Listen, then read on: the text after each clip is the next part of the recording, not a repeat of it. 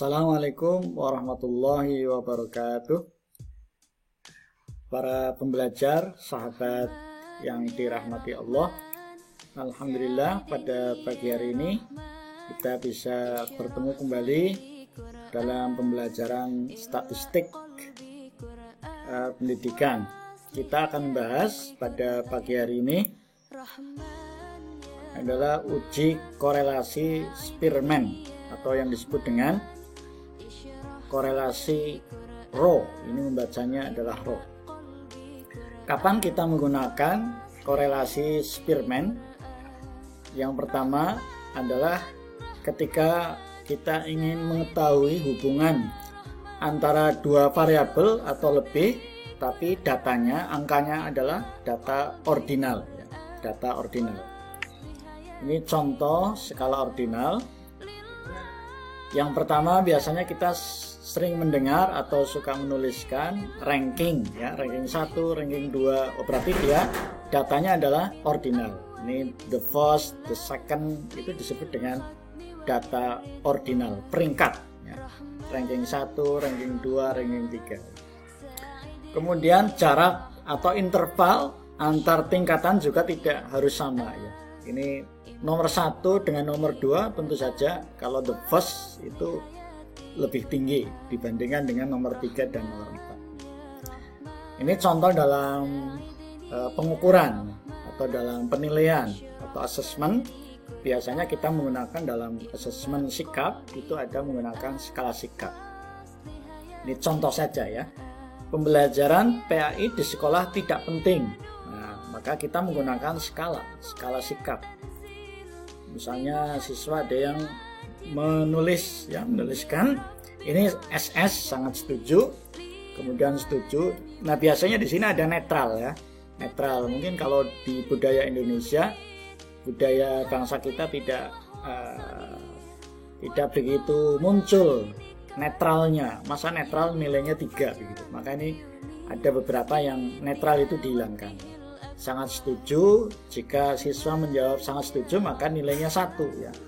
Tapi jika menjawab sangat tidak setuju maka poinnya menjadi 4. Nah, ini disebut dengan skala ordinal. Saya kira bisa dipahami skala ordinal ya. Ini. Jadi kalau 4 tentu saja lebih tinggi dibandingkan dengan 1. Ini disebut dengan ordinal. Ini biasanya nilai pernyataan-pernyataan yang mengandung negatif biasanya ini nanti dibalik ya. Tapi kalau yang di sini positif maka yang SS nilainya 4 ya. Selanjutnya, kapan menggunakan uji rank? Tadi skalanya adalah ordinal. Yang selanjutnya adalah biasanya kalau kita mau menggunakan uji statistik maka harus dilakukan terlebih dahulu disebut dengan uji prasyarat ya. Uji prasyarat atau disebut dengan asumsi klasik. Salah satunya adalah normalitas.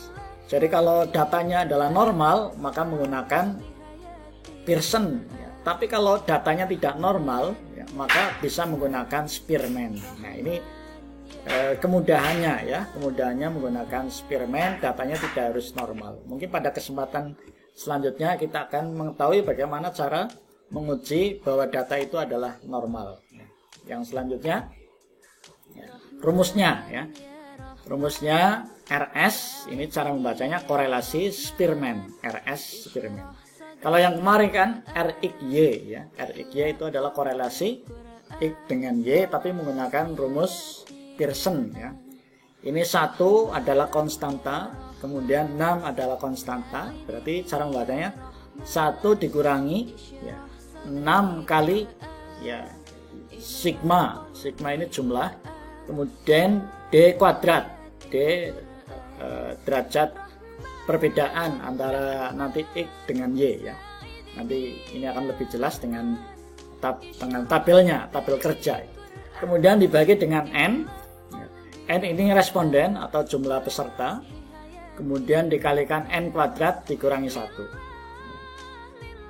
Selanjutnya nanti tidak usah diambil pusing rumusnya. Kalau kita menggunakan Excel ya, menggunakan toolpath, maka ini sudah langsung di-run ya, langsung di-run. Kemudian juga dengan SPSS. Jadi ini hanya mengenalkan, mencocokkan ini logikanya dari mana. Selanjutnya, di row, cara membacanya adalah row, disebut dengan korelasi rank order ya. Kemudian 6 dan 1 ini konstanta, ini selalu tetap ya. Kemudian yang D tadi, D, maka harus dicari dulu rankingnya ya, ranking variabel 1 dengan ranking variabel 2 atau X dengan Y tadi.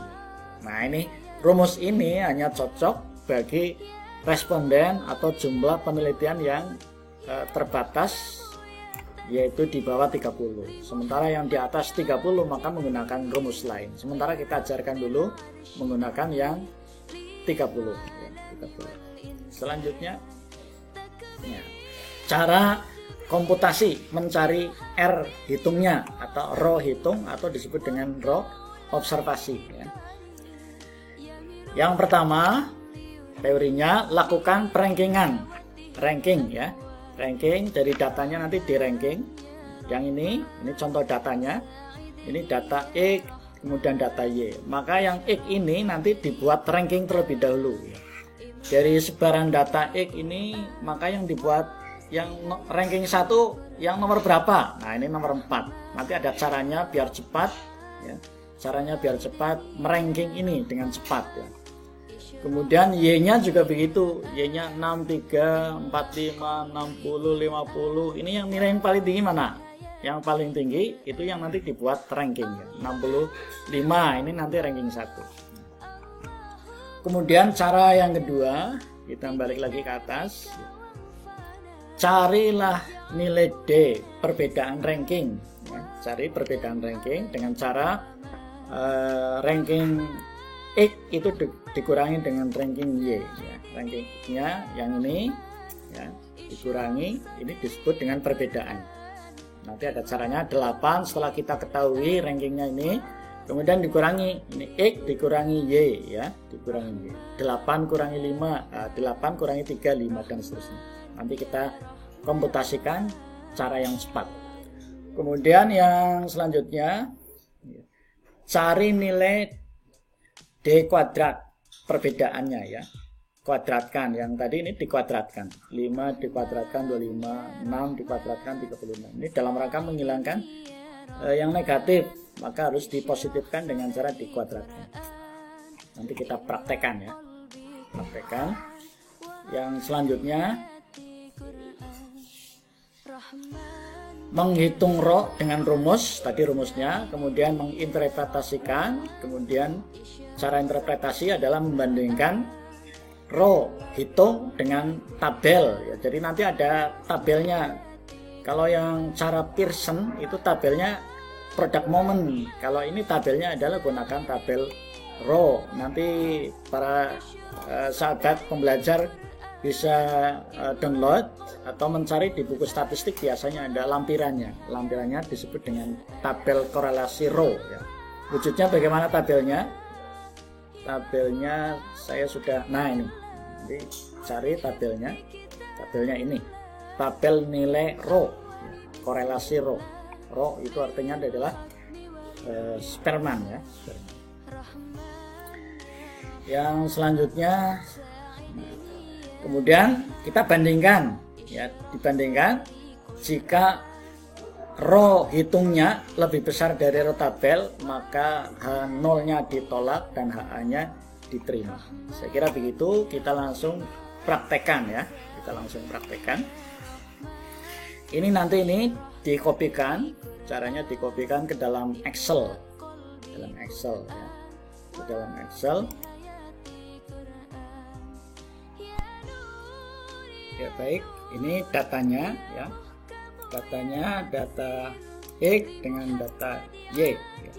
X ini adalah contoh. Kita ingin meneliti apakah para mahasiswa yang aktif di dalam organisasi ini menggunakan X ya. Kemudian juga prestasi akademiknya juga bagus. Ini yang apakah mahasiswa yang aktif atau aktivis di organisasi itu juga akademiknya juga bagus nilainya ya. Ini dari mana? Ini bisa dari angket, bisa dari angket. Kalau tadi kan ordinal ya, ordinal bisa dari nilai. Kalau mungkin ini bisa dari angket, mungkin ini bisa dari prestasi akademik. Jadi tadi datanya adalah ordinal. Oke, ordinal. Mungkin ini skalanya adalah skala 100 dan seterusnya ya. Untuk pembahasan tentang angket dan seterusnya nanti ada pembahasan atau topik selanjutnya. Nah, tadi cara yang pertama adalah kita cari ranknya ya, kita cari peringkatnya, RX-nya ya, RX-nya.